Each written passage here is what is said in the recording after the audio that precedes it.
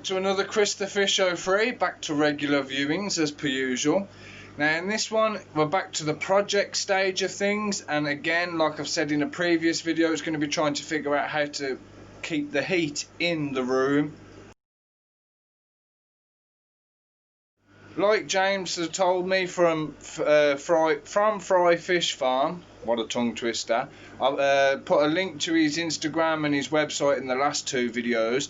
But like as I was saying, like he told me, I could put like polystyrene around the tanks. That will help insulate it, keep the heat in and things like that. But the main thing that is going to be costing me money is the tote. So first things first, I've got some expanding foam, so we're going to be putting that between the wood and the cage, or the tote box, or whatever you want to call it, just so that that can insulate the inside of it. We're going to be getting a board. Yes, Adam's coming to help me again. We're going to be getting a board to put at the back of the tote as well, so it's completely boxed off, not just three sides. And also we're going to be sorting some stuff out with the garage door. So like I said in a previous video as well, that tank will be going soon. You'll see I've put some hinges on these lids as well, so it makes it a whole lot easier. This isn't dipping as much in the middle. I might have to put another bracket on there. I thought the two would be okay, but hey. So the idea we've had for this now, from the wall halfway up, if not the full way up and down, we're going to be putting two false walls in there that have handles on, so they'll be split in the middle, because obviously I still need to have access to the garage door. So obviously that will be out the way. There's plenty of gap between these, so the false wall will be insulated. It will go one side there, one side there. If I do need to get into the garage door, obviously I can take it apart, open the garage door and put it back.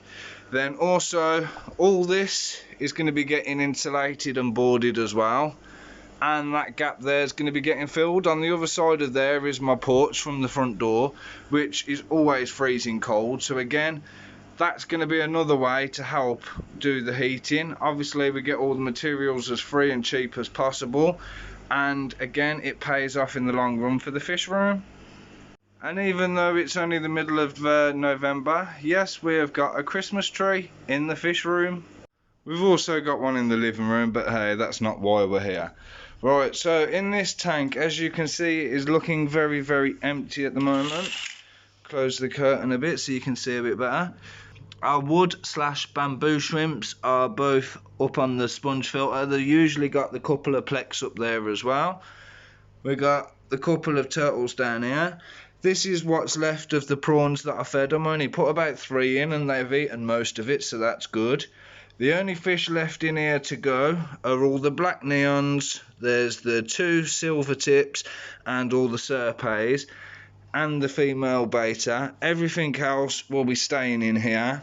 Then I'm going to completely rescape it, and I'm going to change it all up, so there'll be fish out of the garage coming into here. I'm mainly thinking I might bring the barbs in, and then that way the Severums can have the barbs tank. We'll see what happens with that. Now I have played with a few different ideas. Obviously that is the living room tank, so I had considered, okay, well, why don't I move Odin in there, get rid of Freya? Nah, I love them both too much, plus a 240 litre would be way too small, even if it was just for him, so that's not going to happen. You know, I've got a lot of barbs in here, so I'm thinking, okay, I could take a lot of them out, put them into the living room, and then obviously I've got the Severums in here, which will be coming into this tank. So there's another option that I've got as well. Obviously things like these guys are going to be staying as they are. I might even be able to move Tony, the tiger parrot, into the living room as well, so that he can have pride of place. But we'll have to wait and see what happens. Basically, I'm still undecided. I'm still trying to figure it out, and I've still got a lot of research to do as to see what can cope with what and things like that, because obviously I don't want to mess it all up, cause a big disaster, and then have another project to try and fix it all.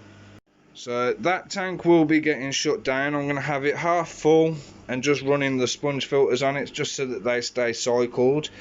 That tank will be getting sold on. I'm going to take my fluval light out of there and move it into the living room tank, because that is the only tank other than this one which is running on the tubes.